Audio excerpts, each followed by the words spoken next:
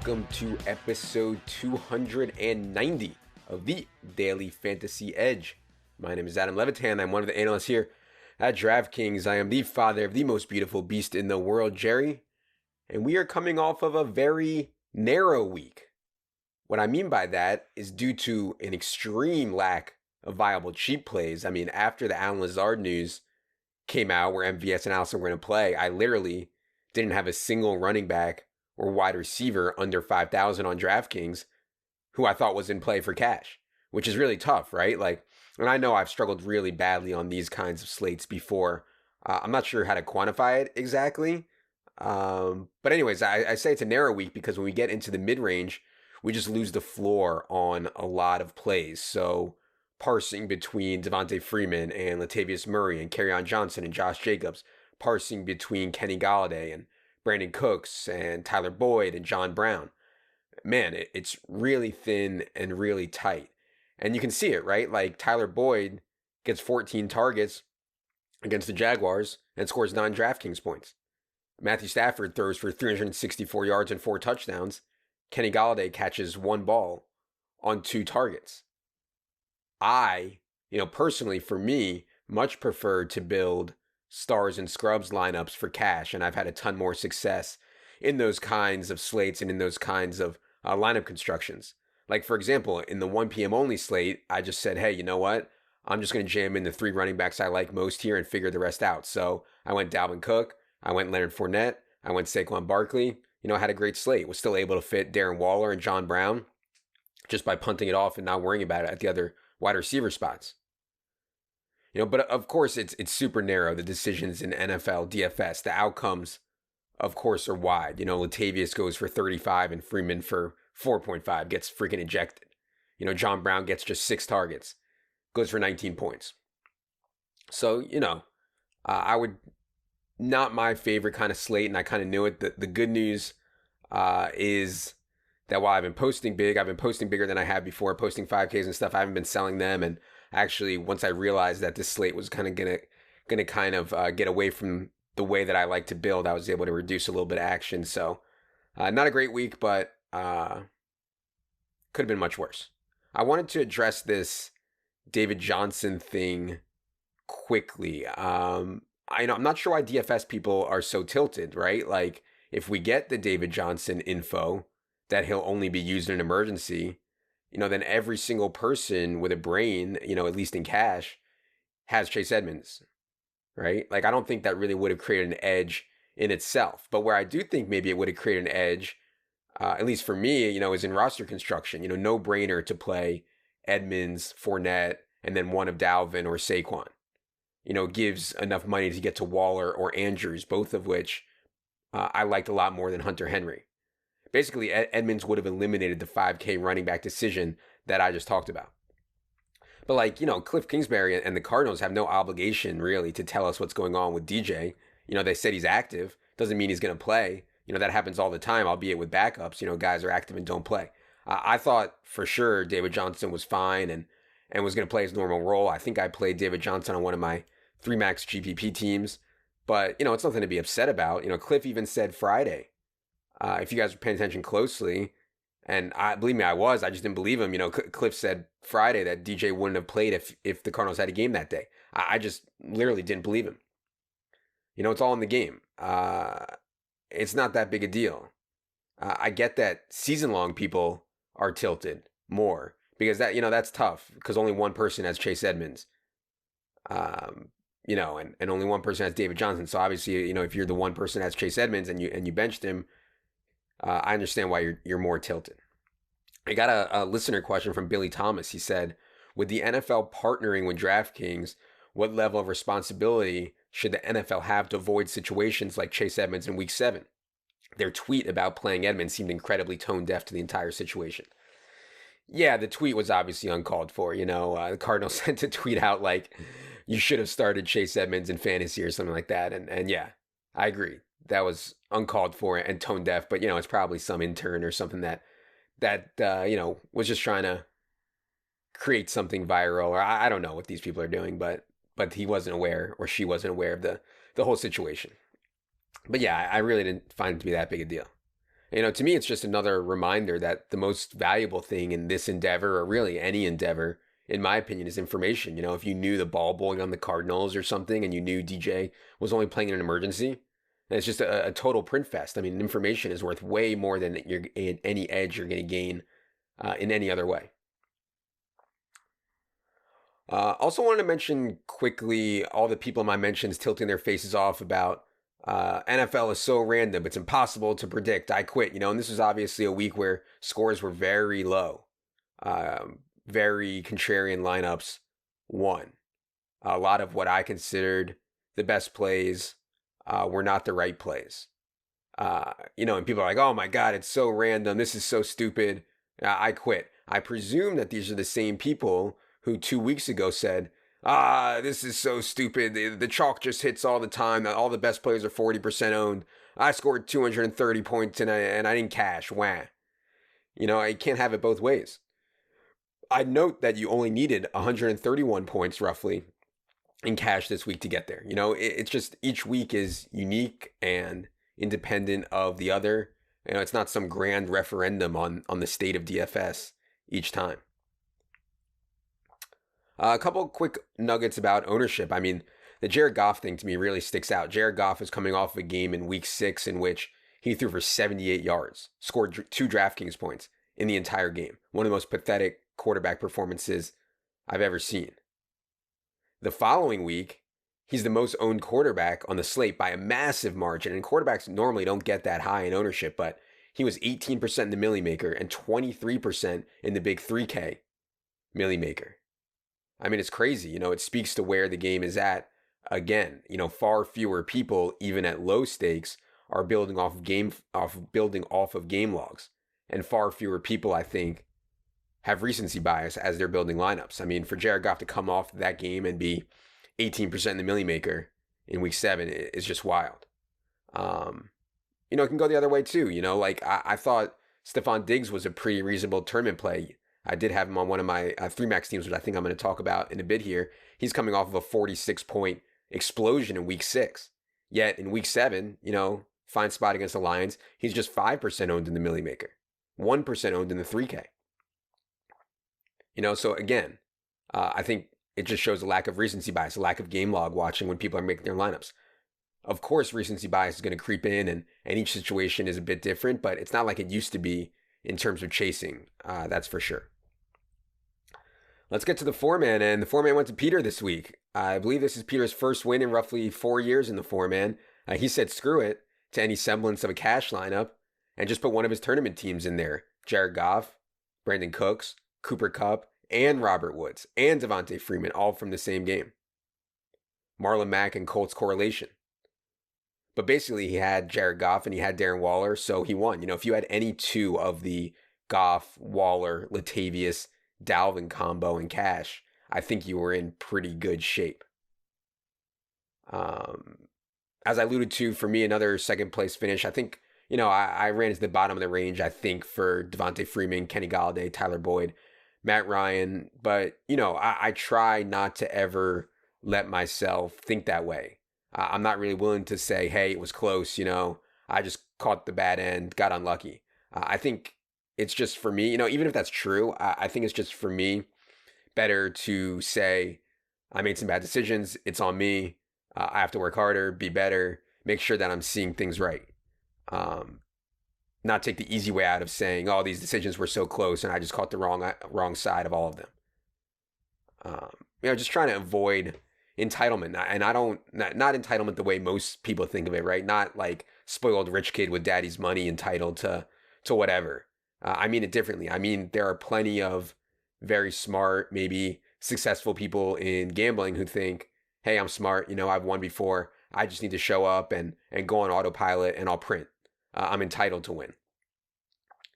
Like nothing about the past or nothing about you or me is entitled to win whatsoever. So for me, just trying to make sure I never go there, because I think at that point it's probably time to hang it up in terms of playing seriously. Okay, the listener league was 6K entries in week 7. Flat payouts, no rake. Shout out to the guys at DraftKings. To get into the week 8 listener league, DK Playbook, find the logo, find the link, get in there. The winner of the Week 7 Listener League was Brian Ahu. Stafford, Golladay, Marvin, Dalvin, game stack. Got Stafford and Marvin both at 1%. Ate the chalk with Leonard Fournette. Latavius, you got at only 9%. Yeah, I think a lot of people, and maybe myself included, kind of had a hangover from the Malcolm Brown situation. For me, the thing about Latavius was I've really been trying to think about how offenses interact with each other, and can we get these really good game environments. So even though I knew that Falcons offensive line was in trouble against Rams defensive line, I just thought that the Rams offense and Falcons offense interacted so well with each other that it was going to lead to this really good back and forth game environment, which would set up really well for Devontae Freeman. On the other hand, Saints and Bears offenses, I think, have really low floors and a chance to make it really ugly. So, obviously I was dead wrong. I mean, the Saints offensive line, predictably maybe dominated, and Latavius is just a good player. But yeah, for him to only be 9%, I mean, he was priced as a starting running back, which I think held it off too. Malcolm Brown was 4,300. Latavius was 5,100, but still 9% would still surprise me a little bit. He also got Michael Thomas at 3%. Another, hashtag defense doesn't matter. Michael Thomas has been ridiculous with Teddy Bridgewater.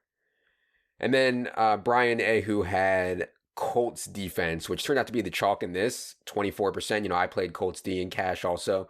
If you're paying attention to what goes on typically, or on a median basis with Houston's offense and the amount of sacks that they take, and also Colts defense being very good, and Darius Leonard coming back and everything, really good play at 2K. But I would note that in the $10 Millie Maker, the Colts defense was only 7% owned versus 24% on the Listener League. So you can see the difference there.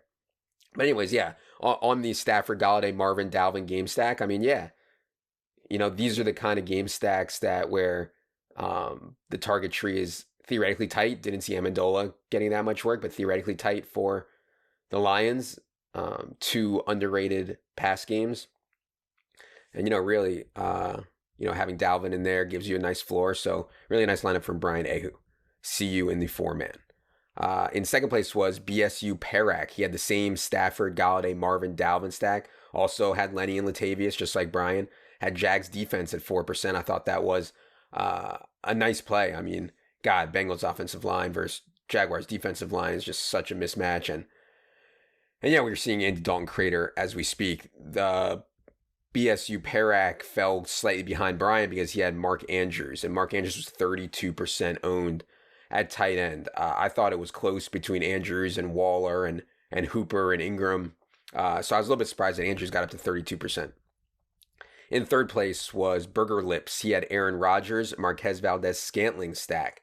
And, once MVS and Allison were ruled in, certainly Aaron Rodgers became a far better play and an awesome matchup at home against the Raiders. He also had Derrick Henry, Todd Gurley at running back, Allen Robinson, Steph Diggs. Aaron Rodgers was 0.9%. So a really contrarian off-the-board lineup there from Burger Lips. Congrats on your third-place finish. As for my GBP teams, I made 3 this week. My best team finished in 1,008th place for a min cash in the Listener League. Woohoo. I went with Josh Allen and John Brown on this team. I did not bring it back. Felt like Josh Allen and John Brown were one of the best stacks of the week. Did not feel comfortable with anybody on Miami. I played Saquon Barkley with the Giants defense for the correlation there. And then I also went with 4 wide receivers in this lineup. John Brown, Robert Woods, I thought would be a nice pivot off of Cooper Kupp. Trevor Davis, who I got on late as someone I thought would be the number 1 wide receiver for the Raiders in a game they could be trailing in. And Steph Diggs. Austin Hooper at tight end. Obviously wish I had played Waller, but is what it is. All right. Now it is time to tell you guys about Euro. So at my parents' house down in Virginia, they kind of live in a wooded area, and I get so tilted because their phones, their internet, it all barely works. The trees are blocking. I don't even know what's going on in there. You can't even make a phone call, etc., etc. I got them in Eero, and now you can hear You can see, you can use the Wi-Fi. It's a beautiful thing. Eero is your Wi-Fi. Eero is the Wi-Fi your home deserves. There's an all-new Eero starting at just $99. Eero blankets your whole home with fast, reliable Wi-Fi, eliminating poor coverage, dead spots, and buffering. You'll have a consistently strong signal wherever you need it. Eero sets up in just minutes, plugs right into your modem or modem/router box, and you manage it from a dead simple app. This app lets you pause the Wi-Fi for dinner and get alerts if any device attempts to join your network. No more Netflix buffering in the master bedroom. No more kids complaining that their Xbox isn't getting a signal. No more worrying that your security camera will be offline when you need it.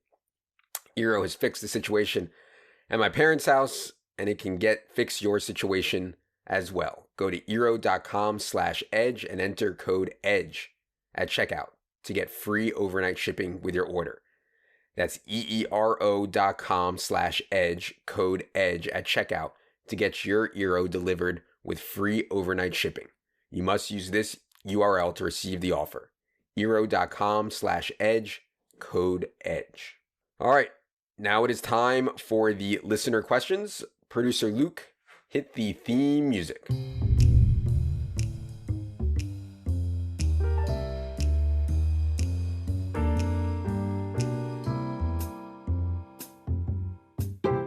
All right, question 1 comes from John Proctor. He says, bidet, wet wipes, or dry teepee, parentheses savage.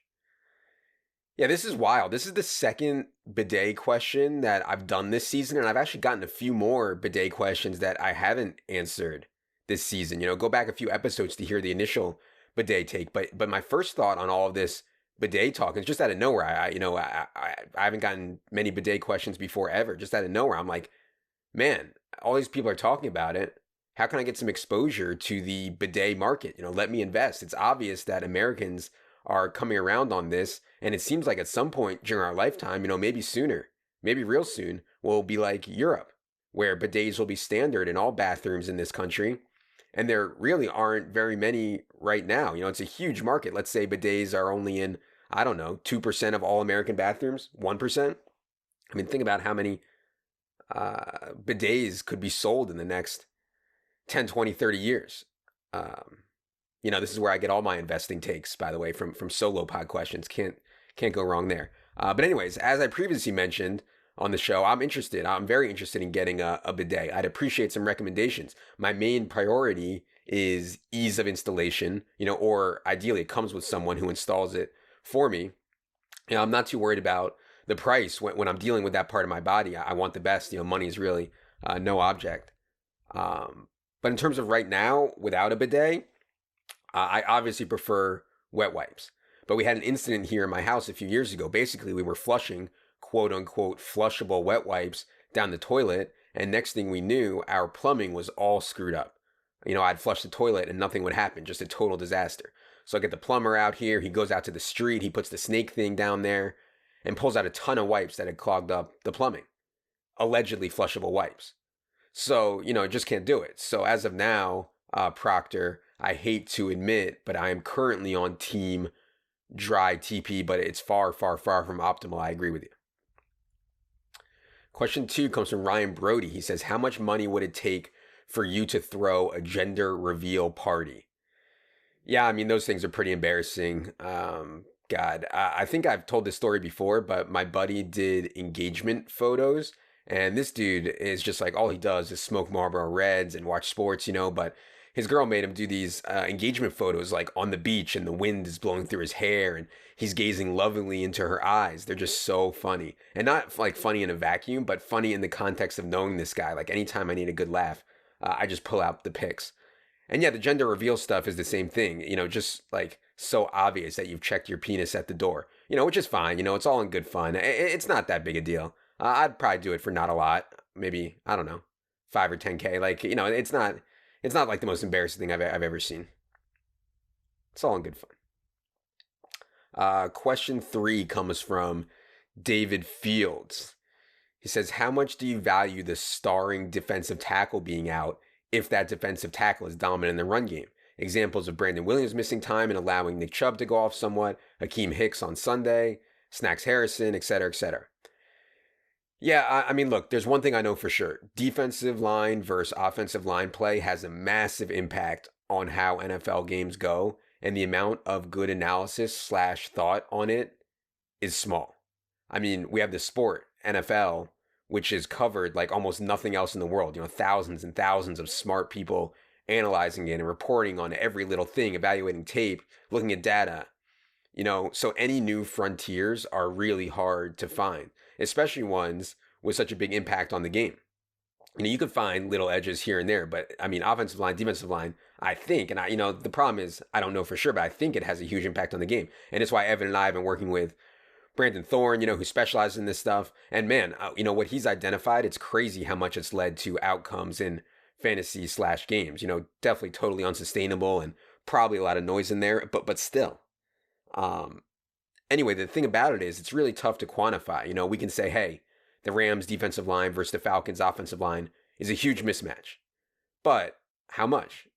Does it mean that the Falcons just can't scheme around it? Can it mean that Matt Ryan just can't have a good game? How often does he have a game below expectation? How much below expectation does this mean? It's just really hard to quantify. Or, you could also ask yourself, how good is Brandon Williams' backup relative to him? Can we put a number on that? I mean, it's just very difficult, but I really do think that it's worth pursuing. And I don't always think that in the NFL because like the underexamined stuff that's left out there usually doesn't have that big of an impact.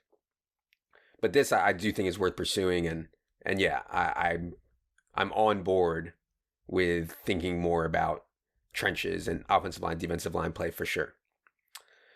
Question 4 comes from Jake Mason. He says, with Pennsylvania on the verge of going live with online poker, is this something you will consider taking up? Yeah, for sure. For sure. I mean, with 2 kids and Jerry and work and everything, it's just not practical for me to play live poker right now. The time commitment is just too big. And I enjoy playing poker in the right, games and settings. And so, yeah, playing online for sure, take an hour, get a bunch of hands in. Sounds great. I also think that anytime there's something new in an area, like for example, the first time online poker is legal in Pennsylvania, the games are going to be pretty good. Like they just dropped this new casino in Boston. I think it's like a Win or an Encore or something. I was up there briefly. I mean, games seem to be just absolutely off the charts. And same when live poker first showed up in Pennsylvania, 10 years ago or whatever it's been. I mean, the first 6 months to a year at parks in Pennsylvania was just wild. Just a ton of new people learning the game. So yeah, from an edge perspective, when things are new, I think it makes sense to get in there for sure. Question 5 comes from BC. He says, do you believe DraftKings tries to hide quality players by surrounding them with likely chalk plays? Or is next week's price all algorithm based on ownership percentage and the previous week results? Yeah, I mean, come on. DraftKings is not pricing players with any ulterior motives. I'm sure that they have a projection model and then they try to match their projection model to prices to make it as efficiently as possible. Their goal is to price all players as close to quote unquote correct as possible because that's best for their business. In other words, like let's say in an imaginary world that every single player in the pool was priced exactly right per our projections. Then it would be impossible for one lineup to be better than another. You can make some floor ceiling cases, et cetera, and then you start to get into the ownership stuff, which is where the game is going for tournaments. But it would be impossible for anyone to make a, objectively median bad lineup from a projection standpoint if everybody was priced exactly right. And therefore, the casual players, everyone would have the same chance of winning. And that's good for business, right? That's good for DraftKings. Creates more winners, more people having a better experience. But in terms of trying to hide quality plays somehow, that's not what's going on, BC. Question 6 comes from Justin Edwards. He says, is Cologne for always, special occasions, or never? So these days I go with never. It just doesn't seem right. Cologne doesn't seem right for me given where I'm at in life. But I used to be on team 2, special occasions. As Justin said, I will say this though, I have considered always cologne because quite frankly, the smell of cologne as it walks by can be quite intoxicating. Like, I'll be honest, a long time ago, like 2005 or 2006 or something, I used to go into the office at Metro newspaper a few times a week. And this one dude was always wearing cologne. And every time he would walk by, it would just be like a wind of freshness. And I got to be honest, I liked it. I don't know. So maybe it is the right play. Not sure. All right. That's going to do it for this edition of the Solo Pod. We'll be back on Thursday with Al and Pete for the 3-man. Get in the Listener League. For Jerry. For producer Luke. I am Adam. Good luck, everybody.